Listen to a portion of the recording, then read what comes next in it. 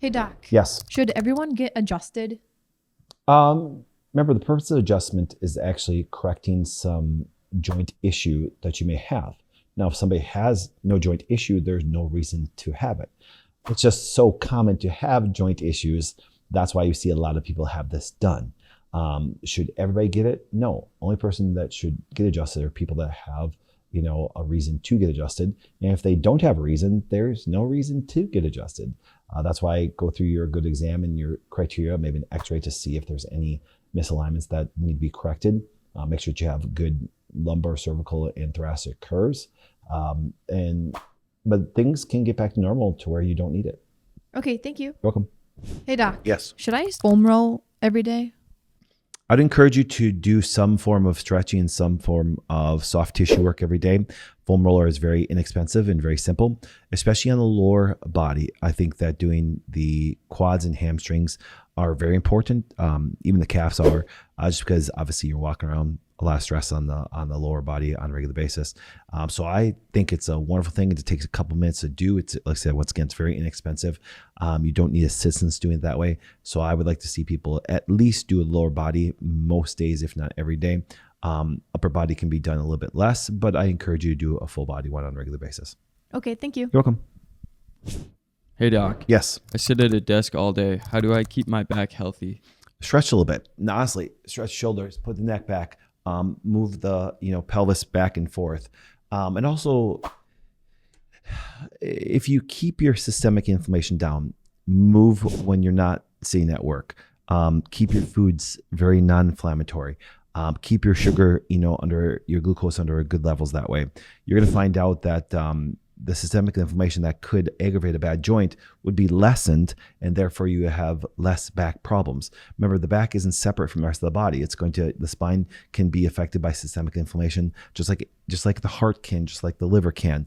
And so therefore, by just maintaining a healthy body and moving when you're not sitting, and then also stretching. But even right now, I can sit there and stretch and turn a little bit and stuff, and do some activities that do help the spine move.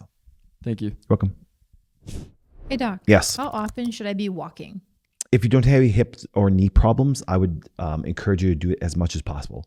There's sometimes that I just walk around on a regular basis to keep motion. It's good to move. It's always good to move. You never go wrong with moving. It helps with some of your activity through the day. Metabolic rate is even good for, because once again, just your non-exercise movements are very good. Lymphatic-wise, it's very good. And energy-wise, if you're ever tired, guess what the things you want to do? Move, take a walk. Also, walking is very good, especially if you go into a peaceful area, to help reduce cortisol. And we know with the amount of stress that most people are going through today, just taking a simple walk outside in the sun, in nature, just having some peace that way is great for your hormone levels too. So I encourage people to move as much as possible, to walk as much as possible. And it doesn't have to be high intense exercise. Even just after a meal, it's been shown to actually reduce your blood sugar just by taking a 5 to 10 minute walk post meal. Okay, thank you. Welcome. Hey, Doc. Yes. Is there any herbs for back pain? I don't want people to think of it that way, because there's usually some structural problem that needs a little bit more than taking some anti-inflammatory herb. But I do encourage people to take boswellia due to the fact that I want to see some joint repair. So I do like boswellia for the joints to not only help them, but to help maintain them. Can you use turmeric to reduce some systemic inflammation to actually have some pain? Absolutely. But do I want to see that happen? No, I don't want people to take an herb like a drug for back pain. I'd rather have them have some good spine, do corrective things, and maintain healthy joints. So you really don't need any herbs unless you're taking them for, just good cartilage or just some regeneration, not to reduce pain. Okay, thank you. Welcome. Hey everyone, for unedited, full-length, unapologetic content, go to my website, drpatrickflynn.com. Hit the subscribe button to join our community for more amazing content like this every day.